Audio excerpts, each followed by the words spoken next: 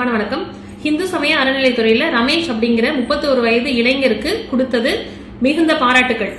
ஆனா இதே விஷயத்த பெரியார் என்னோட குரு, நான் அவரோட சிஷ்யன், எனக்கு கடவுளே இல்ல, கடவுள் நம்பிக்கைங்கிறது எனக்கு இல்ல அப்படின்னு சொல்லிட்டு பேத்தியோட கல்யாணத்துல மட்டும் இந்து மத சடங்குகளை முறையாக கடைபிடித்த எங்களோட வரிப்பணத்துல, மக்களோட வரிப்பணத்துல கொழுத்து கொழுத்து தின்னு எங்களோட வரிப்பணத்தை வச்சு பெரியார் மணியம்மை பல்கலைக்கழகம்னு மிகப்பெரிய பல்கலைக்கழகத்தை உருவாக்கி கோடியில புரள்ற வீரமணி ஐயா, உங்களோட வயசுக்கு தகுந்த மாதிரி நீங்க பேசினா உங்களுக்கும் நல்லது, உங்க கட்சிக்கும் நல்லது.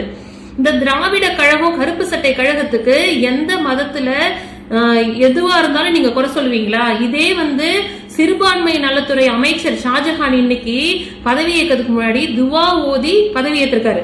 அவங்களோட குடும்பம் எல்லாத்தையும் கூட்டு எப்படின்னு பாருங்க, அமைச்சரவை அந்த ரூம்குள்ள குடும்பம் எல்லாத்தையும் கூட்டு துவா ஓதி பதவியேற்றிருக்காரு. அதை பத்தி கேட்க உங்களுக்கு வக்கு இல்ல, துப்பு இல்ல. யூடியூப் ப்ரூட்டஸ் ஏற்கனவே கந்தசஷ்டி கவசத்தையும் வேலையும் முருகனையும் அவ்வளவு அசிங்கப்படுத்தி நாங்க எல்லாம் இந்துக்கள் எல்லாம் திரண்டு உங்களுக்கு எதிராக அவ்வளவு புகார் கொடுத்தோம்.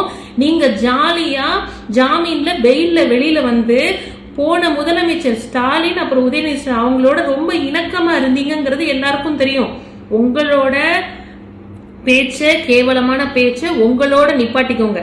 எங்க இந்து சமயத்துல, இந்து மதத்துல நீங்க ஏதாவது ஒரு கோளாறு பண்ணணும்னு நினைச்சீங்கன்னா அதோட விளைவு, பின்விளைவு ரொம்ப மோசமா உங்களுக்கு இருக்குங்கிறத நான் உங்களுக்கு எச்சரிக்கையா சொல்றேன். இப்ப இந்து சமய அறநிலையத்துறை அமைச்சர் யாருக்கு கொடுத்தா உங்களுக்கு என்ன? ஒரு பார்ப்பானுக்கு கொடுக்க கூடாதுன்னு சொல்லி யூடியூப் ரூட்டஸ் அந்த நாதாரி பயலும் கி வீரமணி கருப்பு சட்டைக்காரரும் எதுக்காக போர்க்கொடி தூக்குறீங்க? நீங்க சொன்ன ஒரே காரணத்துக்காக தான் வெங்கட்ரமணனுக்கு கொடுக்க இருந்த பள்ளிக்கல்வித்துறைய ராஜ்மோகனுக்கு கொடுத்தோம். என்ன ஆச்சு? என்ன ஆச்சு? மாணவர்கள் 2 மொழி தான் கற்கணும்ங்கறத அவர் சொல்றார். அதை சொல்ல நீங்க யாரு? தமிழக மாணவர்கள் எந்த திறமையும் இல்லாம இருக்கணும், முன்னேறக்கூடாதுன்னு நீங்க நினைக்கிறீங்களா ராஜ்மோகன் அவர்களே? அதை பத்தி கேட்க வக்கு இல்ல, துப்பு இல்ல இந்த 2 நாதாரி பயல்களுக்கும். அப்புறம் சமூக நீதித்துறைய வன்னியரசுன்னு ஒருத்தருக்கு கொடுத்திருக்கீங்க. இதே வன்னியரசு தான் தமிழக முதல்வர் விஜய் அவரை தற்கொலைன்னு நடிகரை நம்பி ஆட்சியை கொடுக்க கூடாது, மக்கள் ஏமாறாதீங்கன்னு மேடையில, விவாத மேடையில பேசின இந்த வன்னியரசு இன்னைக்கு சமூக நீதித்துறை அமைச்சரா இருக்காரு. ஆயுள் தண்டனை கைதி அவருக்கு எதுக்காக கொடுத்தீங்கன்னு கேட்க துப்பு இல்ல இந்த வீரமணிக்கும் புரூட்டஸ் நாதாரி பயலுக்கும். அப்புறம் சமூக நலத்துறை ஷாஜஹானுக்கு அவங்க சிறுபான்மை, கரெக்டா அவங்களுக்கு சிறுபான்மை நலத்துறை கொடுத்திருக்காங்க. அவங்களுக்கு அப்ப கொடுக்கலாம். அதாவது சிறுபான்மை நலத்துறை ஒரு சிறுபான்மையினர் முஸ்லிம்கோ இஸ்லாம் கிறிஸ்தவருக்கோ கொடுக்கலாம்.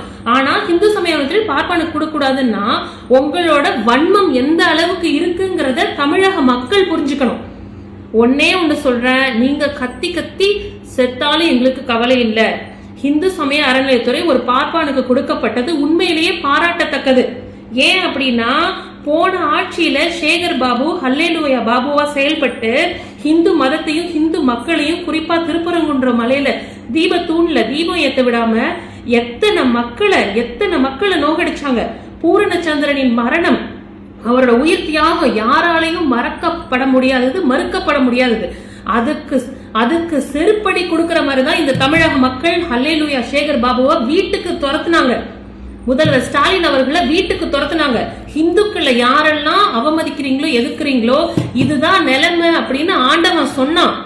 தயவு செய்து புரிஞ்சுக்கோங்க, தயவு செய்து புரிஞ்சுக்கோங்க. இதே மாதிரி நீங்க செயல்பட்டீங்க அப்படின்னா ரொம்ப கஷ்டம்.